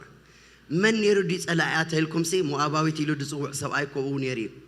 دحرايا بقدميو موغس رخيبه ابتنس ومبر كوف دبلو ومبر كوف كتبل كلا انتي سمعوا خون قدبلكم اغزيابير غواساي زغود لني يبلين ابلو معشخايو علني نابز عارفلو ماي مرحاني نسو النفس يدا من تصد بمن قد صدقي بترن بركسون بربار دنا موت كو تخدكو نس خمسه ابقد مقصلاتي نرسي بزيتي هاللويا بحقي محرت كان سهلخا أملو عدمك سباني أنا خ أبيت إكزيابير نزل عالم كنك إكزيابير يمسكن أب تحت أخناف ومتأجع أخذ ركب سلازم متأت إكزيابير كابروفيشن هاليلويا ያዕቆብንኮም እንዲጋጥሙ እግዚአብሔር ስሙ ዝተባረከ ይሁን ከቤት ላባን መስከደኮ ላባኮ ኸጥለኮ ደድሕሪ ሲዒብ ግን ጎይታ ብለይት እንታይ ገይሮ ነላባ ጠንቂቆ በጽቡቅ ኮነ በሕማቅ ነባርያ ያዕቆብ ከይትዛረበው አንተ አሜን እተትስዕብዎ ዘለኹም አምላኽ ህያዊው አፍ ጸላኢኻ ዝዓጹ ሕጂ ኸመይ ማለት ይኳ በጽቡቅ ኮነ كوكع زتبجسه قتل زتبجسسي እግዚአብሔር بليت አጠንቅቅ ልከ ያድሪ ሎሚ አይፈልጥን حدا ሰብከን بليت بقتري مفررህና በጽሐ ዘሰንብደካ ነገር እግዚአብሔር ሎም አንቲ ጸጥ ከብለልካ ይንጸላይ ጸጥ ከብለልከ ሃሌሉያ ንምንታይ ኣብ ትሕቲ ኣኽናፉ መጸጋ ኣትረኽብ መጽኽ ስለዘለኽ ሽዑ እንታይ ኢልዋ ክሳዕ መዓስ ከብ ዝኽመላለስ ኢላቶስ كساعة عاد دودا كابز خيت خديلو كساعة ما عسنا جلجل كساعة عاد زودا كساعة عاد سجمن عاد سرناي دودا كابت جراتتي أي تحلفو سلازي أجلجلوت زين تايد بحال يبولون أبز عاد نتايم ود بحال زمناي سينيرات نتايم دخانو صرح أنا حمو ها نتايم بحال ريتايرد يبولون باي وا انت هلكم طروتا يبولون بيت املاح كم عسك ساعه معسلكم كساعه عصيت سجمن عصيت سرناين زودا كابز غرات زي اي تحلفي سلازي ابيت املاح انت هيد بحال يبولون طروتا يبولون تودي بك ودي يسوس غويتاي شو خا زغرمكم تغحت نايروت كاتري الاسي كاب مشت كسا نغو كاب نغو كسع مشتسي دو ايبلتن تسرحني يا راغويتا يمسكن دحرايك اتز اكبت خندي كوينو تايلكم لعلي بقى كند فرق خنتال بحنت معلتي هو نتجو እግዚአብሔር ይተጋሃል አታሜን ዳርጋ ፍርቅ خنتال ዝኸውን አኪባ ኸይዳ ወዓልበይዳ ያኹ ዒልኪላታ መስኡዱ ዓልኪ ብሩኽ ይኹን ይላታ ድሕሪኡን ህያዋን ንሙታትን እግዚአብሔር ምሕረቱ ዘይሐድግ አምላኽ ምዃኑ ባሪኻ እግዚአብሔር ይመስገን ስለዚህ ካብታ ግራቲ አይትሕለፍ ኢላ ኻሳ ምኺራታ እንጽጽልና ኢየሱስ ጎይታይ ስለዚህ ሎም አንተ እግዚአብሔር እንታዩ خزارበና ደሊት የሎ ተልኩም እግዚአብሔር አምላኽ አብት ግራቱ አብት ንሱ ዝርከበሉ ቦታ ሁሉ ጊዜ ክንረከብ እግዚአብሔር ደሊ ያለው አብህልው ነው ካብዝ ግራተ እዚ አይትሕለፊ ናብ ካልእ ቦታ አይትኺዲ ምስቶም ደድሕርቶም አገልገልተይ ሰዓቢ ኢየሱስ ጎይታይ ደድሕር ጽድቂ ደድሕር እምነት ደድሕር ፍቅሪ ደድሕር ንሓድ ሕድና ንንተሓና ነጸሉ ክንስዕብ እግዚአብሔር ይደሊ እዩ ኢየሱስ ጎይታይ ከምዝ ብምግባርያ ናብቲ ዘር ሓረግ ናይ ጎይታ ናይ ኢየሱስ ክርስቶስ እትመገዲ ጀሚራቱ በተስፋ ኣብ ተስፋ አድማበይ ኣብ እግዚአብሔር በመግባር ኢየሱስ ጎይታይ ስለዚህ ሎሚ ኣብ እግዚአብሔር ተስፋ ይቁረጽኒው በእግዚአብሔር ልብኹም ደግፉ ሕጁን እግዚአብሔር ብረግጽ ጓለይ ኢሉ ዝጽው አምላኽ አለኪ ጓለይ ኢሉ ዝጽው አምላኽ አለካ ኢየሱስ ጎይታይ ኣብዝ ምድር ዝድማ ብረግጽ ከምት ዝበልኩኹም ብዙሕ ትግሃታት ዘድልየ ጉዳይ ኣሎ ግን ነቲ ድኻምኩም ዋጋ ዝህብ አምላኽ አለኩም አንተ አሜን ዋጋ ዝህብ አምላኽ አለኩም ስለዚህ እግዚአብሔር እና አመንኩም ንግዚአብሔር እንዳራአኹም ክትወጹ ክትአትቡ እግዚአብሔር ደሊ አለው ኢየሱስ ክርስቶስ ጎይታይ ሃሌሉያ ኢየሱስ ክርስቶስ ጎይታይ ስለዚህ ምናልባት አብዝ ቦታዚ ንመጀመሪያ ጊዜ ዝመጸ ሰብ ተሐልዩ ጎይታ እንታዩ ዝመኽረነና አይቴልካ አብት ግራቱ ክትመላለስ አብህልውን ነው ክትመላለስ ደድሕርቶም አገልገል ትኽትሰብ ደድሕር ቃል አምላኽ ክትሰብ ህይወትካ አብት ሐቂ መሰረት ናይ ጎይታ ክትስርት ንሱ ይዝደልየካ እግዚአብሔር ይመስገን ምናልባት ናብዝ ዓድኻ አን መጀመርታ ጊዜ ዝመጽኹም ሰባት አሕዋቴ መንገድ ኽብረት ተሕተናዩ ካብት ትሑት ዝመስል ነገር ክትጅምር ትኽእል ትኸውን ነገር ግን እሱ ትናይ መወዳእታ ፍጻመኻ አይኮነን ፍጻመኻ እግዚአብሔር ዝረአየልካ ነገር አለው አነ ዝሓስበልኩም ሐሳብ እፈልጦየ መፈጸንታን ተስፋን ክበኩም ናይ ጽቡቕ ሐሳብ እንበር ናይ ክፉ አይኮነን ይዝብለኩም ስለዚህ በእግዚአብሔር ተአሚንኩም ልብኹም ደግፉ ኢየሱስ ጎይታ ሃሌሉያ ኢየሱስ ጎይታይ نالبات كم تتصبخوا موت عدي كم تتصبخوا موت نابرا كم تتصبخوا موت هيوت تديقات إمكم قدب لكم هاليلويا the best is yet to come هاليلويا the best is yet to come أبكر ميخا best الله أبكر ميخا تصبق الله حجي تسفى قريتك خاب مجد أملاخ أيتوسع كابتك زيابير زدالو الكابرخات أيتوسع أوه ويتا يسوس سمكا يبارخ لما صوتو برافاديا وزيني كسعبك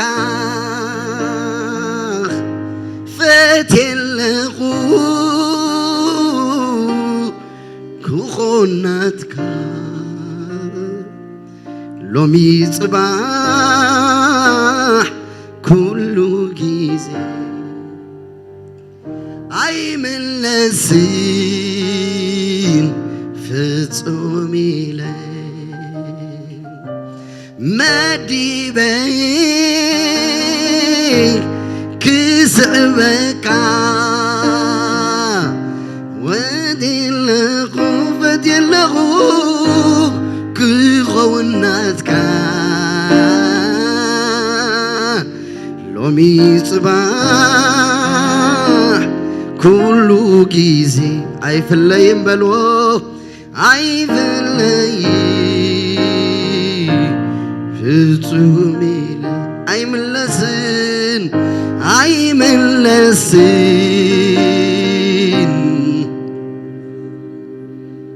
وسانآ تصنعوا وسانآ نابي كم زأت واريخم دو بقرها نابتغت ورسوز قب أبوتها እግዚአብሔር مريحوا لمون እግዚአብሔር بقره نابز بوتها زمسيكم الله بقره أبتغت ركوبلو زقبأكم بيت እግዚአብሔር كتركوبو غيركم الله سلازي كابزي تحلفوا እግዚአብሔር አምላክ አቦታ በረከትኩም መጽይኹም ኣለኹም እግዚአብሔር አምላክ ይመስገን ስለዚህ ምናልባት መጀመሪያ ጊዜ ዝመጸሰብ ህይወቱን ጎይታ ዘይሃበ انا ጎይታ ከቀበል ደሊ ህይወተይን ጎይታ ከህቤ ዝብሰብ ተሃልብ ንዑ ክጽልየሉ ደሊ ኣብ ህይወቱ እግዚአብሔር ታሪክ ክገብር ዝጽውዑ ሰብ መናለው ኢዱ ኸሪኤኒ ደሊ እግዚአብሔር ይመስገን ኩስን ደሊ ብዙሕ ጊዜ መጽይኹም ዝውሳነ ዝንድሕር ደይ ወሲንኩም ناي مدحان معلتي لوم معنتي تاخدحنو لا زقباكم لوم معنتي امو غويتا قبل بقى هيوتين غويتا خب انس بتعم بقى هيوتين دحريت انداخد تشجيرن يره لوم كن كصنع ابتغراتو ابتهلونو كركب دلي زبل يدون ملكت يريئن مخصليلكم يا غويتا يبارككم مجمع يسوس غويتا بزح غزيون مصيخه بزح غزيون مصيخي زي وسنكم موتخونكم حج وسنو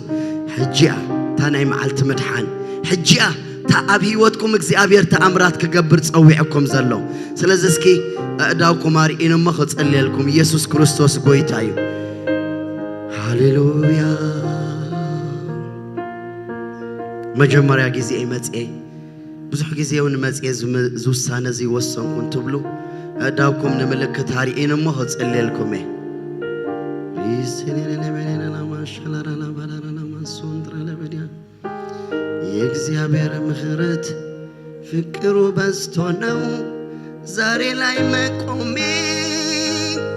አጌ ጆቹን ያዘ ሆነልኛ ቅሜ ቀናት ተቆጠሩ ዓመታት አለፉ ዛሬም ዘምራለሁ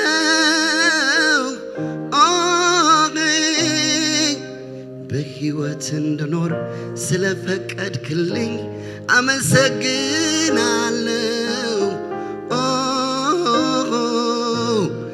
አቤት አቤት የእግዚአብሔር ምሕረት የእግዚአብሔር ቸርነት አቆሞኝ እኔም ልዘምር እጄን ይዞ አምላኬ መርቶኛል ፍቅሩን አርቶልኛል ሳመልከው እጅግ ደስ ይለኛል ባመልከው እጅግ ደስ ይለኛል ሳመልከው እጅግ ደስ ይለኛል አሜን አሜን አሜን አሜን አሜን ምሕረት አምላክ አብለዕሌና እግዚአብሔር ዕቢዎ እዩ እግዚአብሔር በምሕረቱ አቤቱ ክነብር እግዚአብሔር ተኺሉና እዩ ኢየሱስ ክርስቶስ ጎይታ እዩ ስለዚህ መጀመሪያ ጊዜ ዝመጸሰብ ተሃሊ ሕጆን ዳው ኸተሪኤኒ ይደሊ እግዚአብሔር ይመስገን ህይወትኩም ንጎይታ ክትህቡ ትደሊ እግዚአብሔር ይመስገን አቤቱ እግዚአብሔር ከተخلقኩም ዝጸዋዕኩም ኢየሱስ ክርስቶስ ጎይታ እግዚአብሔር ይመስገን እስኪ ደውልና ንጸልይ ኩላትና ቁርብተይ ደቂቃ ሓደ 5 ደቂቃ ይወስደልኩም እግዚአብሔር ስሙ ዝተባረኸ ይኹን ኢየሱስ ክርስቶስ ጎይታ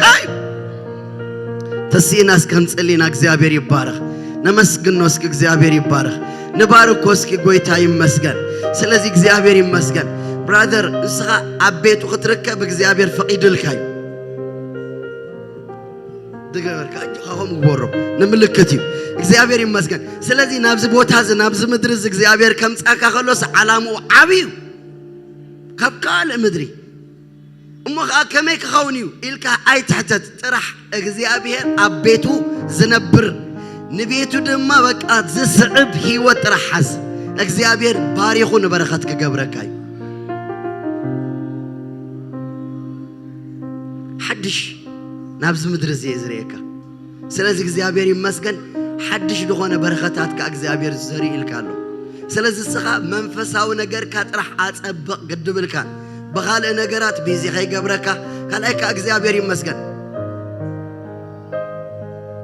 እስኻትኩም ክልቲኹም እንታይኹም ያ ሳብ አይን ሰበይትኒ ኹምሽ حدش مرعيخا حزاسكي كلاي كافت وكي خاسك بلا اريشور برايز اريشور يسوس قويتا سلازي فتوكي وانكو حقوسكي زفتوك سواي رغيبكي كبرنا املاخ يقول سلازي اغزيابير املاخ بيتكم كبارخيو اغزيابير املاخ هيوتكم كبارخيو سلازي ابز مدرزي نمجمريا غيزي سب مسمص كونفيوز زغبرو ነገር አይከሆነልካኒ ስለዚህ ታመገዲ እግዚአብሔር ከሪኤካ ደሊሎ በአደም መቀጽል እግዚአብሔር ካን خبره ተቀመልካይ ጎይታ ዘሐዳር ዝንስኻ ባርኮ በኢየሱስ ስም ህይወቶም ባርኮ ዘመኖም ጎይታ እግዚአብሔር ንስኻ ባርኮ ሕጆን እግዚአብሔር አምላኽ መኸርት ክትረክብ እንደሐልቆንካ እግዚአብሔር ይምከርካ ህዝብ አምላኽ በሕልፍ ደማ ቃል አምላኽ ዘለውንካ ከመخሩኻ ጥራሕ ፍቀድ ካል መخرግን ካል መخሪኦም ከመخሩ ዝደልዩ ስለዚህ እግዚአብሔር ናይ ካል ደገ መخሪ ዓጽልካሎ ስለዚህ እዝነኻ ናይ እግዚአብሔር ድምጽን نقال أملاخ نطرح شارب كبره قويت حسوم يبارك كم زيل كذا خا قويت حسوم يبارك هاليلويا ناي سلام كجزية مسيب لكالو ناي عرفت خاجزية مسيب لكالو أي تقدم كان يبلكالو كلايك أجرغان دحريت كي تزحط كقوت تزدلي سلالو لو ما أنت جنك زيابي ربيت وتخيلو خمبرك كاس لزدلي بقويت أبها يبلكا أسكن عاطل الليل كاسا عاطل الليل كقويت بارك እግዚአብሔር ይመስገን ኢየሱስ ክርስቶስ ጌታ ነው ኢየሱስ ጎይታ እዩ ስለዚህ እግዚአብሔር ይመስገን ሐሙሽተ ስጉም የተሰጉምሞ ስጉም አበል ዋው በቃ ኦኬ ጉድ በቃ አይተን እሰግን ስጉም ተኻን ወሐዩ ከንደቁመት ካትገብ ጎበዝ ያ አሰት ጎይታ ባረካ ዳሰት ስለዚህ ተተኺልካ ኢኻ ኮፋት መኸርት እግዚአብሔር ሰቢርልካዩ حما حبرتات እግዚአብሔር አርሕቀካዩ ካብ حما حبرتات አውጽኢካዩ ንቤት አምላኽ ዝኸውን ህይወትና ብራን ጎይታ ኾነሉ ሎማ አንተ ጽልለኹም አቤትካ እግዚአብሔር ጸጋ ከተብዝሐሉ ህይወቱ ተባረኽ እግዚአብሔር ጽልለኹም ጎይታ እግዚአብሔር ሕጆን ጸጋ ካብዝሐሉ ካብ ኩፋት መኸርቲ ጂሰስ ሓው መንፈስ ካብ ህይወቱ ይምጻ ሓው መንፈስ ቅዱስ ጸጋ ካብ ልዕሊ እግዚአብሔር በመልአት ይኹን ካብ ኩፋት እግዚአብሔር ሓሊኻ ኢኻ መተመስገን ሕብረት ካምስ ናይ አምላኽ ሰባት ጥራሕ ግበሪ ብራዘር ኦኬ ቀብለሽ እግዚአብሔር ይመስገን እስኪ አመስግኑ ወስኪ እግዚአብሔር ይመስገን አመስግኑ ወስኪ ተመስገን እስክበሉ እግዚአብሔር ስሙ ይባረክ እግዚአብሔር ይመስገን ሃሌሉያ አቤቱ ናይ ሓጎስ ጽጋባሎ አቤቱ ናይ ሓጎስ ጽጋባሎ ካብ የማኑ ድማ ናይ ዘለዓለም ብጽናሎ እግዚአብሔር ይመስገን ሎሚ ንጸላእትና ዘጠንቀቅ ካብቲ ኣብ ትሕቲ ኣኽናፉ መጸግዕ ክንረክብ ዝመጸናሉ ጎይታ ዓስብኺ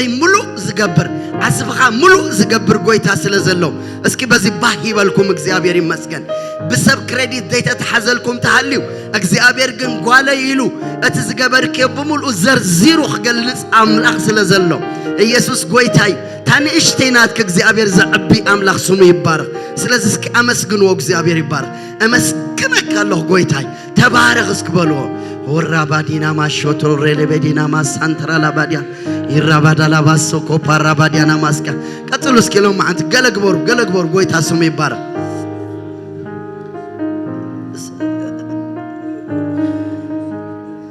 كتليل كبرخت أوه يا ناسك ناخذليلك أسك قويتا يفتواني بالي قويتا يفكرني بالي يفكرك يخا قويتا سمي بارخ تخيل كراجيس كديخي بخلت أقرخي برايز قال سلازل لبخ بكزيابير قالم بمنفسون حلو يا أخي أي تفري زدخمك حيل تسبيري لو ما أنت هو تقول بمنفس كيلملم بيسوس سم زلملم تسقى أملاخ قبل علي أيخون زحي الأملاخ منفس قبل علي أيخون حجوم برتعي يسمعيا سلام يسمعيا حيلي يسمعيا برتعي يسمعيا كبتك غابسم كبارخ اللهم كبرنا أخا أيخون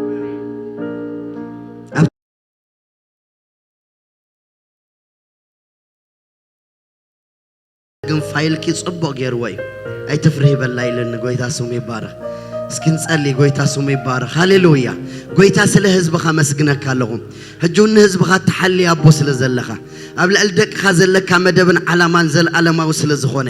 ኣብ ቤትካ እግዚአብሔር ናይ ሓጎስ ጽጋባለሁ ካብ የማንካ ድማ ናይ ዘለዓለም ብጽዕና ኣለዎ ሎሚ እግዚአብሔር በኢየሱስ ስም ዝበረኸት ዝብልዕ ለህዝብኻ ይኹን በኢየሱስ ስም ብጸጋኻ ይባረኹ በኢየሱስ ስም ብኽብርኻ ይመልኡ ካብ ቤትካ ብስምካ ባርኾም ኣለኹ እስኪ ነዝ ጎይታ ዝባርኾ ክብሪ ሃቦ እግዚአብሔር ይመስገን እግዚአብሔር ይባረክ ኣብ ዘለኹም ቦታ ኮፍ በሉ ኢየሱስ ጎይታይ أبتخال أي برنامجنا نويح جزء خن وسدينا أسخان إشتى من أسي أو كلتهم دهان أو both of you guys أب منفس هاو نقدر بتعامل صبق ولا حتى قبر مخنياتو جزابير دق قالوا خفت الكاي نايس أولو تيوت كها جزابير كبرتو عيو سلازي جزابير مسكن أب ناي منفس هاو نقدر صبق ولا حتى قبر بناي جزابير نقدر كبرت نخلت يا خمير زارب دلو ناو يتمنى وآخاي سلازم سدو منفس هاو سمعتن قنعتن እግዚአብሔር ወሲኽልካለሁ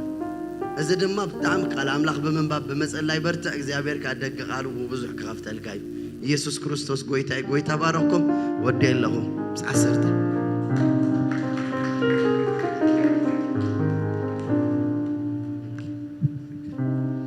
እግዚአብሔር ይመስገን ጎይታ ይባረካ መስኩን ኩላትና ከብዘለና ይወተሲና እግዚአብሔር ይባረክና አምላክ መስግና በበረከት እግዚአብሔር ከንከይዲና እግዚአብሔር ይባረክ ሃሌሉያ ይዳውና ነዘርገም ሞን ሞዳታ ጊዜ እስኪን ጎይታ ነባረኮ እግዚአብሔር ይመስገን ነመስግኖ ክብርና አምላክና ይሁን ሃሌሉያ ስለ ያው ቃሉ ስለ መንፈሱ ስለ ሁሉ ጎይታ እስኪን ነባረኮ እግዚአብሔር ይባረክ ሃሌሉያ ሃሌሉያ ስለ ጸናህና ጊዜ ሁሉን እግዚአብሔር ነመስግኖ እግዚአብሔር ይባረክ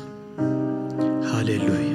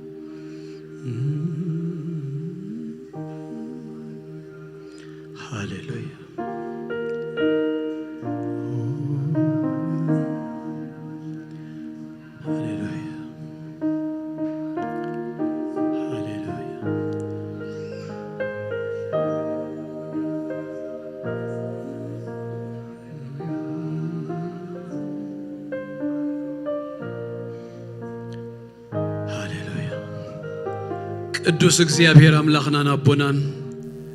በጎይታ በክርስቶስ ኢየሱስ ስም ደግምና ነመስግነካለና በዝንህ ጎዚ አቤትካ ክንእከብ ከነምልኸካ ከነኽብረካ ያው ቃልካ ክንሰምዕ እግዚአብሔር አቦይ ምህረትካን ጸጋኻን ስለዝደገፈና ስምካ ይባረክ በስም ኢየሱስ ክርስቶስ ሎሚ እግዚአብሔር አቦይ ዘሰማዕና ይቃል በመንፈስ ቅዱስ ኣብ ልብ ነፍስ ወከፍና بشم يسوع كريستوس يتحاتم 33 سميت دما بيسوع كريستوس سما بهيوت نفس وكفنا يفرى يبلا الله زغلغلونا كلهم بيسوع كريستوس سم السخاب ليص كباركم كبر كله بشم يسوع كريستوس تطقليلو ناخان بينخا يكون እግዚአብሔር በመዓልተ ጸበባ ይስማዕኹም ስም አምላኽ ያዕቆብ ለእል የብልኩም ካብ መቅደሱ ረድኤቱ ይስደደልኩም ካብ ጽዮን ከአይደግፍኩም ንመስዋዕት ብልኹም ዘበለ ይዘክሮ ንመስዋዕት ምህራርኩሙን ይቀበሎ ሰሙንኩም በኢየሱስ ክርስቶስ ስም ዝተባረኸ ይኹን እግዚአብሔር ይባርኩም ሰዓት 5 ናይ ምሸት ከመወንድማ ጽባሕ ሰዓት 10 ፕሮግራም ናቀጽልዩ እግዚአብሔር ይባረኽ ክትመጹ ሰባቱን ይስኩም ክትመጹ ኢንከሬጅ ገብረኩም ወይታ ይባርኩም በሰላም ኪዱ